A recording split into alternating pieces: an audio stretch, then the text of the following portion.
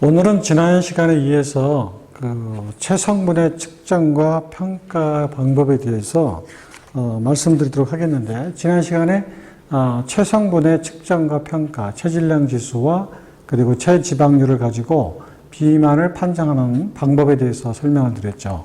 자, 오늘 이 시간에는 체지방의 측정 방법에 대해서 소개를 해드리겠습니다. 체지방의 측정 방법.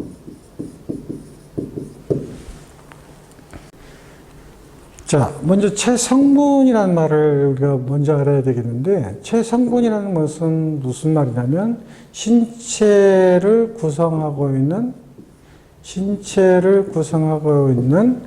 다양한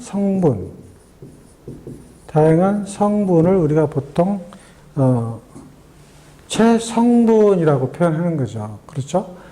체성분은 그러니까 여러 가지가 다 포함이 되어 있는 거예요. 근육도 포함되어 있고, 뼈도 포함되어 있고, 그 다음에 수분도 포함되어 있고, 그 다음에 내장도 포함되어 있고, 그 다음에 지방도 포함되어 있고, 이런 것들이 다 포함되어 있는 것을 뭐라고 표현하냐면 체성분이라고 표현하는 건데, 자, 그 중에서 우리는 오늘 체지방을 어떻게 측정하는지에 대해서 배울 건데, 여기서 체지방이라는 것은 바로 이걸 말하는 것이죠. 지방.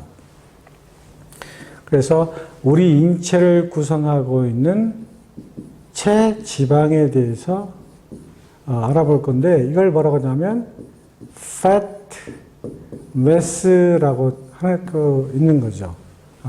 지방의 질량을 우리가 보통 체지방이라고 표현하는 거예요. 자, 체지방을 우리가 순수하게 정확하게 어느 정도 차지하고 있는지를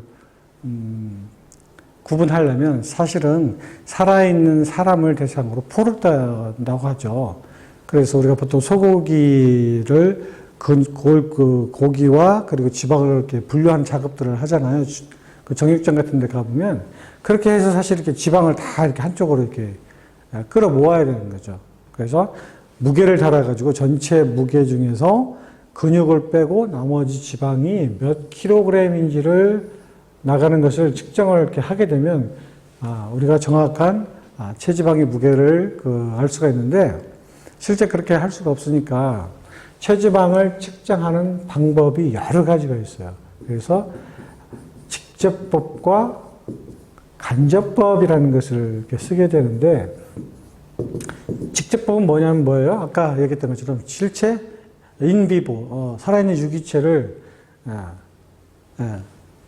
지방을 싹 제거하는, 정육점에서 소고기에서 지방을 제거하는 방법처럼 하는 방법이 직접법이거든요. 이 방법은 할 수가 없잖아요.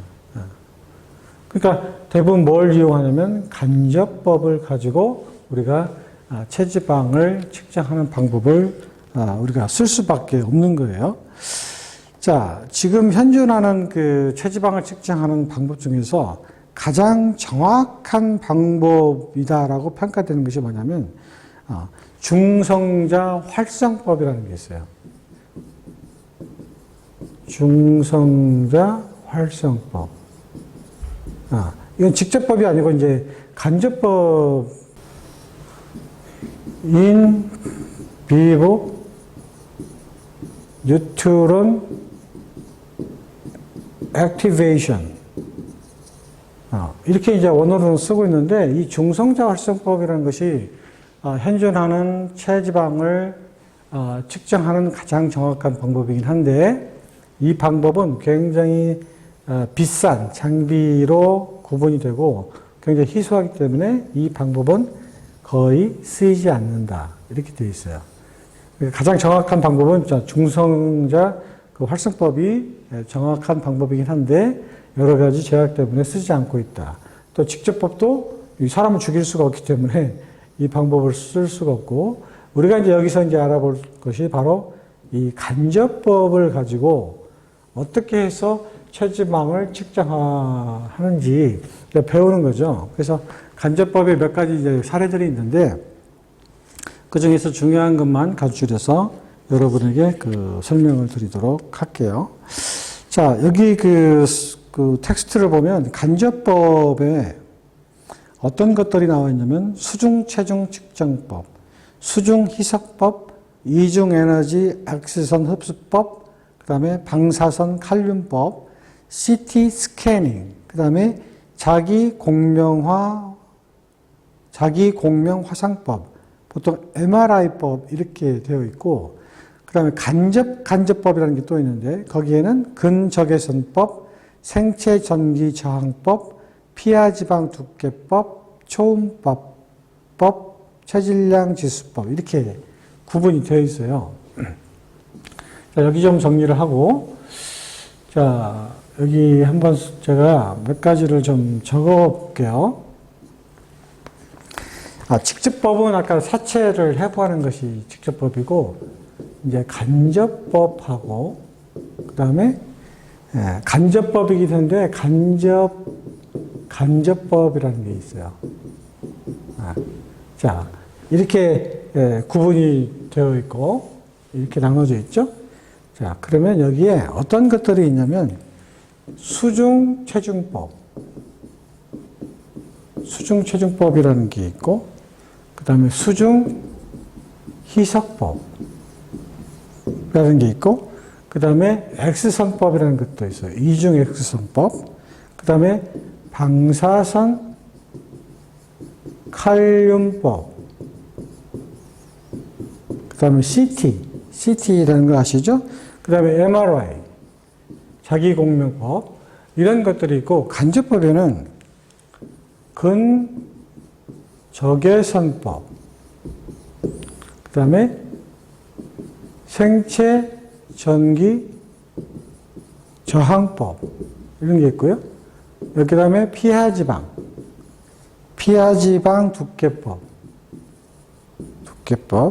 그 다음에 초음파법, 그 다음에 우리 앞전에 설명했던 MRI, 체질량 지수법, 이렇게 이제 체지방을 측정하는 방법들이 굉장히 많이 대두가 되고 있어요.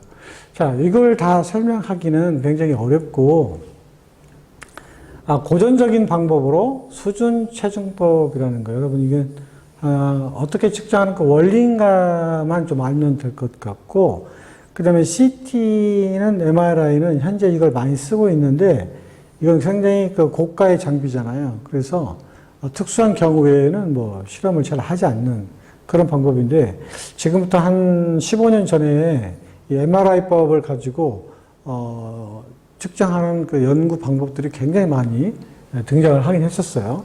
그 다음에 간접법에는 가장 최근에 많이 사용되고 있는 생체 전기 저항법, 그 다음에 고전적으로 사용했던 피하지방 두께법, 그 다음에 앞전에 설명했던 MRI법, 이거는 MRI법이 아니죠. 잘못 얘기했네요. BMI법, 체질량 지수법이죠. 이것도 간접법이니까. 이건 뭐 설명을 했으니까 이건 빼더라도. 자, 오늘 이 시간에는 수중체중법과 그 다음에 생체전기저항법과 피하지방 두께법, 이 세 가지에 대해서 한번 간략하게 소개를 해보도록 하겠습니다. 자, 첫 번째는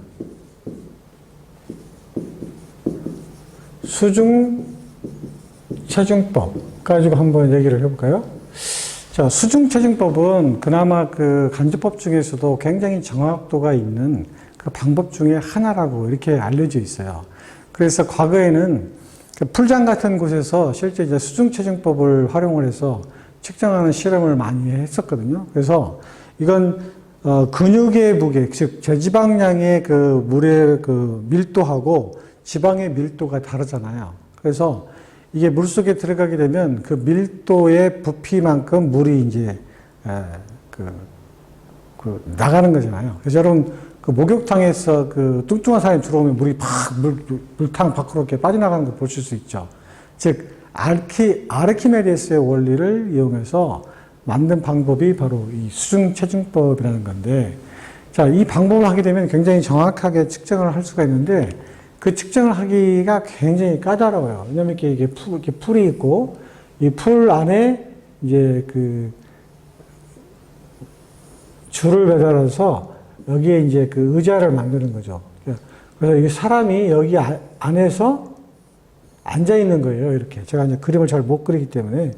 이렇게, 이게 풀이고요. 그러면, 이쪽에 추를 달아서 이렇게 저울이 있어요. 저울. 고정을 시키고요. 그러면 이 사람이 이렇게 물속에 들어가게 되면 그 부에 의해서 부력이라는 게 작용하잖아요. 그래서 밀도 차에 의해서 측정하는 방법인데 그걸 공식에 대입을 해서 이제 푸는 방법이에요. 그런데 방법은 정확하긴 한데 어떤 단점이 있냐면 이 피검자가 물속에 계속 있어야 되잖아요. 어느 때까지? 들어가게 되면 이제 물이 이제 웨이브가 치잖아요. 그러면 눈금이 흔들리거든요. 그러니까 물이 잔잔할 때까지 잠수를 하고 있어야 돼요. 그러니까 피검자가 굉장히 곤혹스러운 그런 그 측정을 하기 때문에 힘들고 또 이 물이 잔잔해질 때까지 기다려야 된다는 시간이 좀 더 필요하고 또 그 다음에 이런 큰 풀장에서 하기 때문에 풀장도 대여를 해야 되고 여러 가지 시간과 고통과 그리고 비용이 들기 때문에 굉장히 정확한 방법이긴 하지만 굉장히 피검자한테 여러 가지 경제적으로 부담이 들어서 지금은 사용이 되지 않는 거죠. 여기 보면 물체를 액체에 빠뜨렸을 때 부력의 크기는 그 물체가 배제한 체액의 무게와 같다라고 하는 아르키메데스의 원리를 적용을 해서 공기 중의 체중과 물속의 체중으로부터 체밀도를 구하는 방법이다. 이렇게 되어 있어요. 그래서 여러 가지 공식을 이용을 해서 해야 되는데 정말 이 측정 방법은 통제될 사항이 너무 많은 거예요. 그렇죠? 물의 온도도 36도에서 37도로 유지해야 되고 이 피검자의 이 폐 속에 남아있는 공기량도 사실은 잔기량이라고 표현하는 건데 그것도 다 측정을 해야 되고 그래서 측정이 굉장히 어렵다. 정확하긴 하지만 어려운 방법이 바로 이 수중체중법이다. 그래서 현재는 거의 사용이 되고 있지 않다. 뭐 이렇게 아시면 될 것 같습니다. 자, 두 번째 간접법 가운데서 가장 많이 쓰고 있는 것이 뭐냐면 생체 전기 저항법. 그래서 정확하게 바이오 일렉트릭 임피던스 그렇죠? 임피던스 메소드 이렇게 쓰는 방법에서 약자로 BIM 그래서 BI법 또는 BIM법 이렇게 표현하는 것이 바로 생체 전기 저항법이 되겠어요. 자, 생체 전기 저항법이라는 것은 여러분 인바디라고 하는 유명한 그 제품 아시죠? 손과 그리고 이 하지 쪽에 교류 전류를 흘려 보내는 거죠. 인체에. 그럼 인체는 체성분을 보면 크게 이렇게 구분되어 있어요. 체지방과 그러죠? 체지방과 그다음에 뭐가 있냐면 수분이라는 게 있어요. 수분. 그렇죠? 인체를 구성하는 성분을 크게 나누면 이렇게 되는 거죠. 자, 근데 이 전기라는 것은 전류라는 것은 어떤 물체는 전기를 잘 통하고 어떤 물체는 전기를 통하지 않고 그러거든요. 자, 전기를 가장 잘 통하는 것은 뭐예요?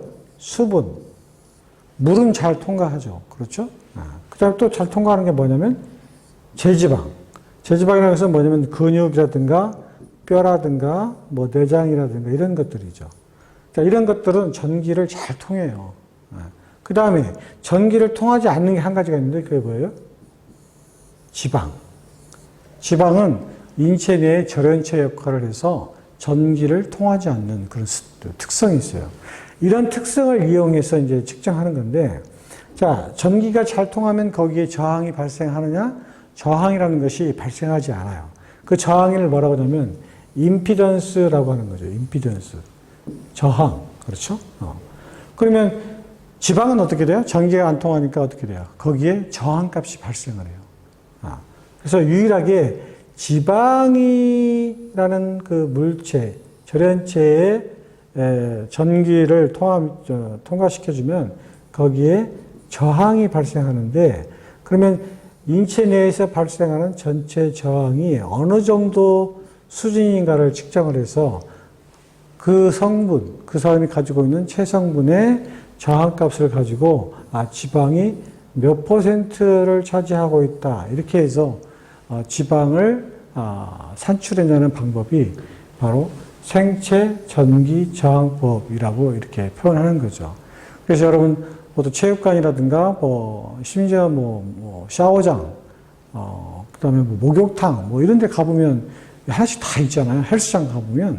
그래서 처음에는 굉장히 비싼 가격으로 판매가 됐는데 이게 이제 보급이 잘 되다 보니까 굉장히 단가도 좀 저렴하게 떨어져서 많이 보급되어 있는 가장 많이 사용하는 방법 중에 하나가 바로 생체 전기 저항법이 아닌가 이렇게 생각이 드네요. 그래서 생체 전기 저항법이 측정되는 그 원리를 여러분이 좀 아시는 것이 굉장히 중요해요. 따라서 여기서 얘기했던 그 수분량에 따라서 저항이 달라지기 때문에 생체 전기 저항법을 측정할 때 반드시 유의할 사항들이 있어요. 유의할 점 뭐겠어요? 수분량을 통제를 해야 되는데 측정하기 한 2시간 전까지 음료수를 섭취한다든가 물을 먹는다든가 식사를 할 때 국물을 먹는다든가 이런 것들이잖아요. 이런 것들을 좀 배제해야 돼요. 그 측정 당시에 피감자들에게 동일한 기준에 의해서 측정을 해야 된다는 것이 주의할 점들이고, 특히 여성 같은 경우는 생리를 한다든가 이런 경우에도 가급적이면 측정을 하지 않는 것이 정확한 그 데이터를 확보하는데 매우 중요한 점이다. 그러니까 이런 것들을 꼭 기억해야 될 것 같고, 그 측정 시간도 일정한 시간을 둬서 그 시간대에 측정할 수 있도록 하는 방법들이 유의할 점으로 말씀드릴 수가 있겠네요. 자, 이게 이제 생체 전기 저항법이라는 것이고, 마지막으로 한 가지 더 할까요? 보통 우리가 PGU 두께법이라고 하는데 여기서 표현할 때는 책에 나온 그 용어로 제가 써볼게요. 피하지방. 피하지방 두께법. 이렇게 써있네요. 두께법. 자, 피하지방 두께법이라는 말은 우리 옛날의 용어로는 PG후 측정법 이렇게 표현했어요. 자, 이것도 이제 간접법으로 이제 표현하는 것 중에 하나인데, 자, PGU를 측정하려면 뭐가 있냐면, PGU를 측정하는 그 도구가 있어야 되죠, 도구. 이 도구가 뭐였냐면, 스킨폴드라고 하는 기계인데, 말 그대로 스킨폴드가 뭐냐면 피하 지방을 측정하는 방법이에요. 그래서, 예전에 이렇게 원통형으로 이렇게 돼 있어가지고, 이렇게, 그 다음에 여기 이렇게 손잡이가 이렇게 달려있죠. 보통 우리가 보면 그 악력계 같은 거 좀 비슷하게 생겼어요. 그래서 여기서 집게를 누르면 이 집게가 이 지방의 두께를 측정하게 되면 이 저울의 눈금이 이렇게 있겠죠? 눈금이 그 두께를 측정하는 방법이에요. 그래서 보통 미리미리 단위로 이렇게 측정을 하게 되는 거예요. 자, 우리에게 피부가 있으면 피부를 이렇게 엄지하고 검지로 이렇게 잡고 이렇게 피부를 들어 올리면 피부가 어떻게 돼요? 이렇게 들어 올리지죠. 그렇죠? 자, 피부를 이렇게 꼬집는 거죠. 그러면 이 피부 스킨 바로 아래층이 무슨 층이 되냐면 여기가 지방층이 되는 거예요. 우리 피부에 피부 표피와 바로 아래 뭐가 있냐면 여기가 지방층이 되는 거예요. 지방층. 그래서 이 지방층의 두께를 측정하는 거죠. 이 밑에 부를. 그러니까 여기하고 여기를 여기 밑에다 대가지고, 그 지방의 두께를 몇 미리 정도 되는지를 측정하는 거예요. 그래서 이렇게 피부를 잡아 당기면 주로 생기게 되잖아요. 그렇죠? 그러면, 지방층이 많은 그 살찐 사람들은 잡으면 어떻게 해요? 굉장히 두껍게 잡히잖아요. 그렇죠? 지방이 없는 사람은 어떻게 해요? 피부를 잡아 당기면 얇게 잡히잖아요. 그렇죠? 그 두께가 차이가 있는 거예요. 이 방법을 가지고 측정하는 방법이 바로 이제 피하지방 두께법이라고 표현하는 건데, 이건 남자하고 여자하고 이제 다르죠. 남자는 3군데, 여자도 3군데를 찍는데, 남자는 주로 어디를 많이 찍냐면, 여기 가슴선, 여기 겨드랑이하고 여기 그 젖꼭지라고 하는 그 유두가 있잖아요. 유두를 대각선으로 그어서 대각선을 비치성에 이렇게 잡아서 여기를 한번 찝는 거죠. 그렇죠? 그 다음에 배꼽에서 오른쪽으로 약 1cm 정도 떨어진 것을 위치해서 가로로 잡는 것이 아니라 세로로 잡아야 돼요. 세로로. 가로로 잡는 게 아니라 세로로 잡고 측정을 하고, 그 다음에 대퇴, 이 사이라고 하는 거 있죠. 그래서 고관절에서 이 무릎 사이를 대각선으로 선을 긋고 가장 그 중앙 부위를 이렇게 스킨을 잡아 당겨서 거기를 찍고, 이렇게 세 부위를 이렇게 찍어서 합친 그 숫자를 산출을 하고, 여자는 가슴을 찍는 게 아니라 이 상완 백측, 즉 이 팔뚝이라고 하는 이 팔 쪽에 살이 많이 찌잖아요. 그러니까 보통 이 상완의 그 배측이라고 해가지고 이 뒤에 세갈래근 쪽 있는 거 있죠. 그쪽을 한번 찝고, 그 다음에 똑같이 복부 찍고, 그 다음에 그 대퇴 찍고, 이 세 부위를 찍는 거예요. 그러면 이제 그 세 부위의 합이 나오겠죠. 그러면 이 체지방을 산출하는 그 그래프 표가 있는데, 거기 보면 이렇게 되어 있어요. 한쪽은 연령이 있고, 그 다음에 그 다음에 스킨폴드로 찍은 그 미리미리 있죠. 이 세 부위의 합이 수치가 있겠죠. 그 다음에 이쪽에 뭐냐면 퍼센트 팻, 체지방률이 나오는 공식이에요. 그래서 예를 들어 연령이 20살이다. 그러면 20살 여기를 찍고, 그 다음에 미리미리를 공식했을 때 예를 들어서 30이 나왔다. 그러면 여기 30이라고 씁시다. 여기 이렇게 나오는 거죠. 그러면 여기서 어떻게 해요? 대각선으로 선을 쭉 그어보면 여기가 나오겠죠?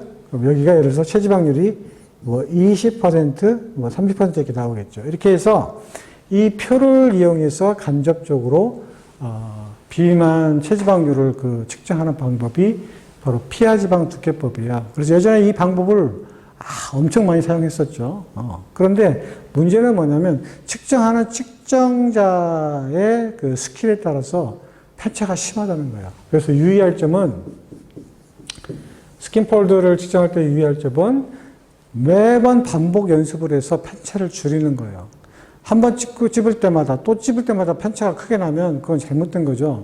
그래서 찝고 또 다시 찝을 때 그 편차를 최소한으로 줄일 수 있도록 연습을 계속해서 한 다음에 해야 된다는 그런 어려운 점이 있어요. 피감자가 훈련을 많이 해야 되죠. 그렇죠? 그 다음에 측정 부위를 한쪽으로만 해야 돼요.